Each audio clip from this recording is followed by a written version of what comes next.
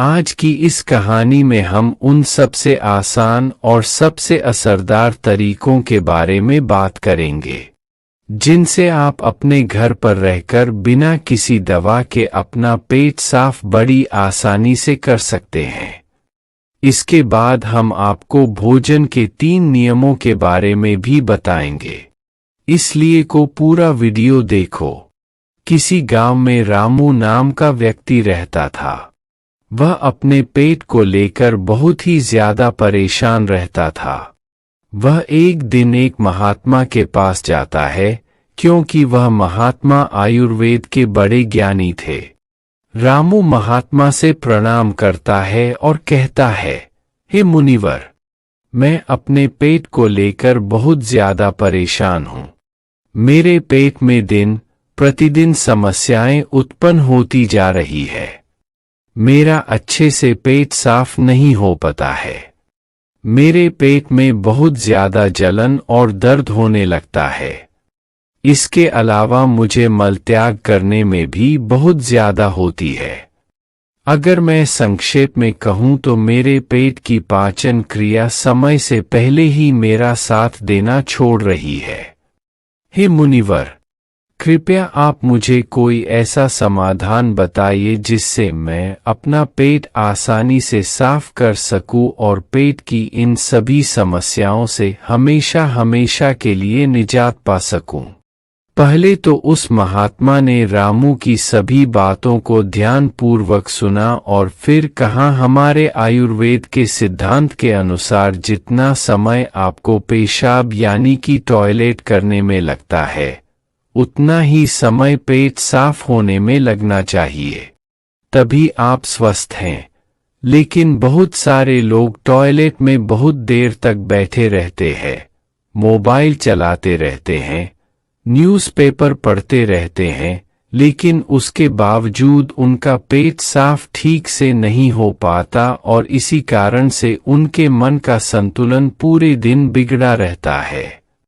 बेचैनी, घबराहट, किसी काम में मन ना लगना, ये सब ठीक से पेट साफ न होने की वजह से ही होता है।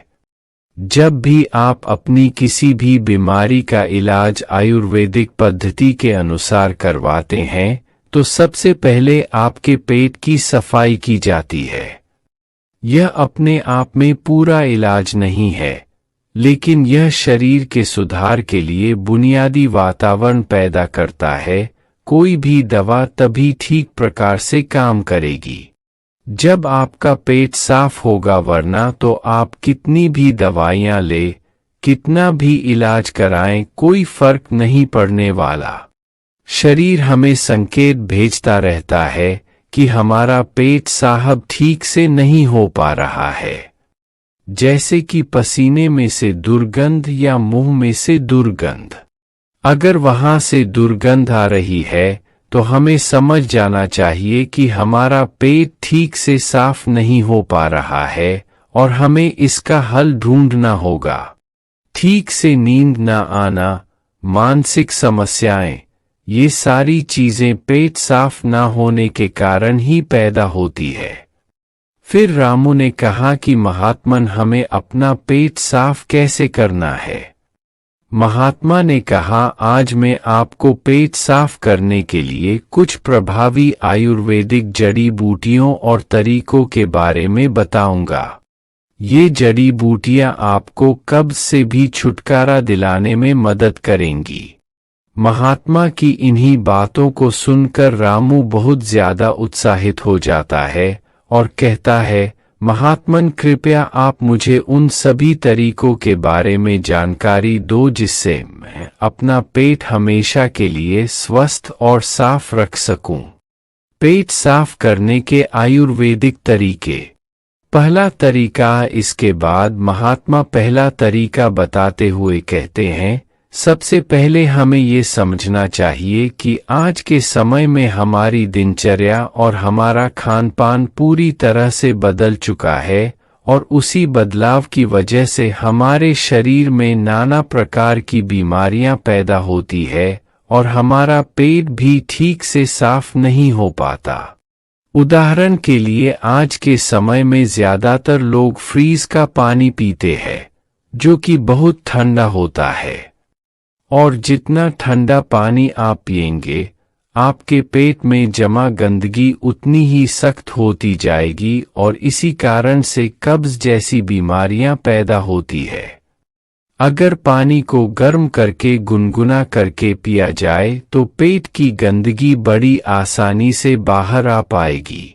सुबह उठते ही 2 ग्लास गुनगुना पानी करके आराम से घूंट घूंट करके पिएं। कुछ लोगों को लग रहा होगा कि घंट घूंट पानी करके पीने में बहुत समय लगेगा, लेकिन अगर यहाँ पर समय नहीं लगाएंगे, टॉयलेट में समय लगेगा। ये सबसे आसान और घरेलू नुस्खा है जो सब लोग अपना सकते हैं। बस संयम और नियम की जरूरत होती है। देखिए, ठीक तरह से पानी पीना आपकी बहुत सारी बीमारियों को खत्म कर सकता है। जितना हो सके दिन में ज्यादा से ज्यादा पानी पिए, लेकिन याद रहे ठंडा पानी पीने की बजाय गर्म करके एक गुनगुना पानी पिएं। आजकल बाजार में ऐसी बोतलें भी आती है कि जिनमें आप जैसा पानी डालेंगे, पानी वैसा ही रहेगा। तो आप ऐसी बोतल ले सकते हैं और पानी गर्म करके गुनगुना करके उस बोतल में डाल सकते हैं, और जब भी आपको जरूरत महसूस हो आप दिन में उस पानी को पी सकते हैं। लेकिन पानी के संबंध में एक बात जरूर याद रखना कि खाना खाते ही पानी नहीं पीना है। इससे आपकी पाचन क्रिया बाधित होती है। हमारे पेट में जठराग्नि जो होती है वो खाने को बचाने का काम करती है, और जब हम खाना खाने के बाद झट से पानी पी लेते हैं तो जठराग्नि शांत हो जाती है और हमारा खाना ठीक से पचा नहीं पाता। इसीलिए खाने के तकरीबन आधे से पौने घंटे तक पानी न पिएं। ये भी पता होना चाहिए कि पानी को किस तरह से पिए। एक तो खड़े होकर पानी ना पिएं। खड़े होकर पानी पीने से घुटनों में और जोड़ों में दर्द की समस्या पैदा होती है। पानी को बैठकर घूंट घूंट करके पिएं, वहीं पानी सबसे ज्यादा लाभकारी होता है। दूसरा तरीका, इसके बाद महात्मा ने रामू को दूसरा तरीका बताते हुए कहते हैं कि खाना खाने के बीच में कम से कम 5 घंटे का अंतर होना चाहिए, जिससे कि जो खाना आपने खाया है वो ठीक से हजम हो सके, उसका पाचन ठीक से हो सके। जब हमारा शरीर पाचन की क्रिया कर रहा होता है तब शरीर के बाकी क्रियाएं धीमी रफ्तार पर चलने लगती है। कोशिकाओं के स्तर पर शुद्धिकरण धीमी रफ्तार पर चलने लगता है और इस कारण शरीर अपनी गंदगी खुद साफ नहीं कर पाता। लेकिन अगर आप खाने के बीच में कम से कम 5 घंटे का अंतराल देते हैं तो इससे आपके शरीर को पर्याप्त समय मिलता है कि उसकी कोशिकाएं खुद अपनी गंदगी, अपने शरीर की गंदगी साफ कर सके। पश्चिमी भाषा में हम इसे इंटरमिटेंट फास्टिंग भी बोलते हैं, लेकिन इंटरमिटेंट फास्टिंग में ज्यादा समय तक भूखा रहना पड़ता है। उसको हम अर्ध उपवास भी बोल सकते हैं। तीसरा तरीका, अब महात्मा ने रामू को तीसरा असरदार तरीका बताते हुए कहते हैं, अपने पेट को साफ करने के लिए हमें ये समझना होगा कि जो लार होती है वही हमारे खाने को पचाने का काम करती है। जितनी ज्यादा मात्रा में लार पैदा होगी उतनी ही आसानी से खाना पच जाएगा। कुछ लोगों का मुंह हमेशा सूखा सूखा रहता है, उसमें लार पैदा नहीं होती, इसीलिए उनका खाना ठीक से हजम नहीं हो पाता। इसके लिए जरूरी है कि हमारा शरीर सही मात्रा में लार पैदा करे। उसके लिए हमें ज्यादा से ज्यादा सलाद खाना चाहिए। सलाद खाने से लार पैदा होती है, फाइबर होते हैं उसमें, जिससे हमारा खाना आसानी से हजम हो जाता है। इसके अलावा खाना खाने के बाद कुछ मीठा खाया जा सकता है। जिन लोगों को शुगर या डायबिटीज नहीं है वे आसानी से मीठा खा सकते हैं और वो मीठा खाने के कारण उनके शरीर में लार पैदा होने लगती है जिससे कि पाचन क्रिया आसान हो जाती है। अगर आप सलाद को खाना खाने से पहले खाते हैं तो वो ज्यादा लाभकारी होता है। उससे आपकी भूख बढ़ती है और आपके शरीर में लार पैदा होनी शुरू हो जाती है। चौथे तरीका। इसके बाद महात्मा ने रामू को चौथे तरीके में अपनी आहार नली को साफ रखने के बारे में बताया। उसको हम कैसे साफ रख सकते हैं? देखिए, आहार नली में से ही खाना हमारे पेट में जाता है। अगर आहार नली ठीक से साफ नहीं होगी तो हमारे खाने के साथ ऐसे कीटाणु हमारे पेट में पहुंचेंगे जो हमारे शरीर को नाना प्रकार से नुकसान पहुंचाएंगे। इसलिए जरूरी हो जाता है कि जो आहार नली है उसमें जो कीटाणु है उनकी ठीक से सफाई हो जाए और इसके लिए सबसे ज्यादा लाभकारी होता है नीम। एक ऐसा दिव्य पेड़ है जो भारत में बड़ी आसानी के साथ उपलब्ध हो जाता है। हर जगह मिल जाता है। नीम की पत्तियों को और हल्दी को पीसकर एक छोटी सी गोली बन जाती है। कुछ दिनों तक सुबह उठकर उस गोली को पानी के साथ सीधा गटक लिया जाए जिससे कि आपकी आहार नली पूरी तरह से साफ हो जाए। हमेशा नहीं करना है, ये सिर्फ 7 दिनों तक करें। 7 दिनों में आध की आहार नली पूरी तरह से साफ हो जाएगी। हर 3 महीने में इसको दोहराते रहें जिससे कि आपकी आहार नली समय समय पर साफ होती रही और आपके पेट में ऐसे कीटाणु कभी ना पहुंच पाए जो आपकी पाचन क्रिया को बाधित करते हैं। 5वां तरीका। महात्मा ने 5वां और आखिरी तरीका बताते हुए कहा, रामू, यह तरीका उन लोगों के लिए है जिन्हें ज्यादातर समय कब्ज की समस्या रहती है। जिन लोगों को लंबे समय से कब्ज की समस्या है वो अरंडी के तेल का इस्तेमाल करें। रात में सोने से पहले 1 गिलास दूध के अंदर आधा चम्मच गुनगुना अरंडी का तेल मिलाकर पिएं। 1 हफ्ता पीने के बाद पुरानी से पुरानी कब्ज भी ठीक हो जाती है। ये अरंडी का तेल दूध में गुनगुना करके ही मिलाएं और सिर्फ आधा चम्मच मिलानी है। सोने से पहले पीना है। इससे क्या होगा? आपकी आंतों के पास एक चिकनाई की परत बन जाएगी, एक कवच बन जाएगा जिसका कारण से आपके हाथों में खाना नहीं चिपकेगा और खाना अगर आंत में नहीं चिपकेगा तो कब्ज की समस्या कभी नहीं होगी। देसी अरंडी का तेल लें। पैकिंग में जो तेल आता है जो अंग्रेजी होता है वह उतना लाभकारी नहीं होता है। किसी भी पंसारी से खुले पीपे में से तेल ले। एक तो वो सस्ता भी होगा और दूसरा वो लाभकारी भी ज्यादा होगा। इसके अलावा सोने से पहले त्रिफला का भी सेवन किया जा सकता है। आंवला, बहेड़ा और हरड़ ये 3 ऐसे जादुई फल हैं जिनसे मिलकर त्रिफला बनता है। इन तीनों की अलग अलग खूबियां हैं, लेकिन अगर ये तीनों एक साथ मिला दिया जाए तो इनकी दिव्यता, इनके गुण और भी ज्यादा बढ़ जाते हैं। रात को सोने से पहले गुनगुने पानी के साथ आधा चम्मच त्रिफला का सेवन किया जाए। शरीर की सारी गंदगी बड़ी आसानी से साफ हो जाएगी। कोई प्रयास नहीं करना पड़ेगा।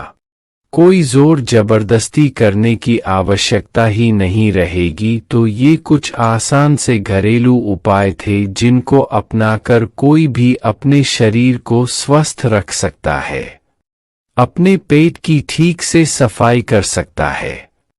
भोजन के 3 नियम। पेट साफ करने के बाद महात्मा ने रामू से कहा, रामू, अब मैं आपको भोजन के उन 3 नियमों के बारे में बताने जा रहा हूं, जिसे अपनाने पर पेट से संबंधित कोई भी बीमारी नहीं होगी, क्योंकि पेट में होने वाली बीमारियां हमारे खान पान पर निर्भर करती है। पहला नियम। महात्मा ने पहला नियम बताते हुए शुरू किया, अपने आहार में 40 से 50% सजीव भोजन शामिल करें, चाहे वह फल हो, हरी सब्जियां हों, सूखे मेवे हों या अंकुरित अनाज हों। कुल मिलाकर इसे पकाया नहीं जाना चाहिए। ज्यादातर लोग मृत भोजन खाते हैं और फिर स्वस्थ रहने की उम्मीद करते हैं। मृत भोजन खाने का मतलब है कि हम किसी मृत चीज से जीवन निकाल रहे हैं, इसलिए इसमें कुछ लगेगा। हमारे शरीर से ऊर्जा निकलती है तो यह हमें ऊर्जा देती है। भोजन को पचाने के लिए आवश्यक सभी पाचक रस न केवल शरीर में पाए जाते हैं बल्कि उस भोजन में भी पाए जाते हैं। लेकिन जब हम उस भोजन को पकाते हैं तो उसमें से बहुत से पाचक रस नष्ट हो जाते हैं, और जब हम बिना पाचक रसों के खाना खाते हैं तो हमारे शरीर को उन सभी पाचक रसों को दोबारा बनाना पड़ता है जो नष्ट हो गए हैं। लेकिन किसी व्यक्ति का पाचन तंत्र कितना भी अच्छा क्यों न हो, वह उन सभी पाचक रसों को दोबारा नहीं बना सकता जो नष्ट हो गए हैं। दूसरा नियम। रामू ने पूछा, महात्मन दूसरा नियम क्या है? महात्मा ने कहा, दूसरा नियम शुद्ध शाकाहारी भोजन खाएं, यानी जो भोजन पेड़ों से मिलता है, जानवरों से नहीं। मांस, मछली, अंडा न खाएं। प्रकृति ने हमारे शरीर को जानवरों को खाने के लिए नहीं बनाया है।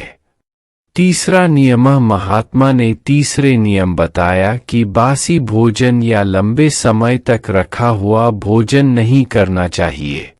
17वें अध्याय के 10वें श्लोक में भगवान श्री कृष्ण कहते हैं कि जो भोजन पकाया जाता है उसे पकाने के 3 घंटे के भीतर ही खा लेना चाहिए, क्योंकि 3 घंटे के बाद वह भोजन तामसिक हो जाता है और उसमें से जीवन समाप्त होने लगता है। इसीलिए भारतीय यौगिक संस्कृति में पका हुआ भोजन किया जाता है। 3 घंटे से ज्यादा रखा तो खाया नहीं। हमारे पूर्वजों ने भी इसी नियम का पालन किया था, इसलिए खाना सीधे चूल्हे से उनकी थाली में आ जाता था। लेकिन आजकल ज्यादातर लोग सुबह का खाना शाम को खाते हैं और रात का बचा हुआ खाना सुबह खाते हैं और कई बीमारियों को निमंत्रण देते हैं। महात्मा ने रामू को तीनों नियम बताने के बाद अपने ध्यान केंद्रित में लग गए और रामू ने महात्मन को प्रणाम किया और वहां से चला गया। तो दोस्तों, यदि आप भी इन 3 नियमों का पालन करोगे तो तुम्हारी बीमारी भी ठीक हो जाएगी और तुम भी ठीक हो जाओगे। ऐसी कहानी बनाने का सिर्फ एकमात्र मकसद है कि इंसान अपना इलाज खुद करना सीखें। पश्चिमी दवाएं, अंग्रेजी दवाएं एक तो काम बहुत कम करती है और काम कर भी जाती है तो वो शरीर में दूसरे नुकसान पहुंचाती हैं जिनका हमें पता ही नहीं होता। लेकिन हमारे आयुर्वेद में वाग्भट जी ने ऐसे बहुत सारे तरीके बताए हैं जिनसे घरेलू नुस्खे अपनाकर अपने शरीर को हमेशा हमेशा के लिए स्वस्थ रखा जा सकता है। तो फिर क्यों हम अंग्रेजी दवाओं की तरफ दौड़ रहे हैं? हमें अपनी सभ्यता, अपनी संस्कृति और अपने ज्ञान पर भरोसा करना चाहिए, उसे अपनाना चाहिए, उसके बारे में पूरी जानकारी लेनी चाहिए। हर घर में जिस तरह से धार्मिक पुस्तकें होती है उसी तरह से अष्टांग हृदयम जैसी किताबें भी होनी चाहिए जिनका रोज अध्ययन करना चाहिए, जिसमें शरीर के बारे में सारी जानकारी उपलब्ध होती है। पहले यह किताब संस्कृत में होती थी, लेकिन अब उसका हिंदी अनुवाद भी आ चुका है, तो समझने में कोई ज्यादा समस्या नहीं होगी। दोस्तों, कैसी लगी ये कहानी?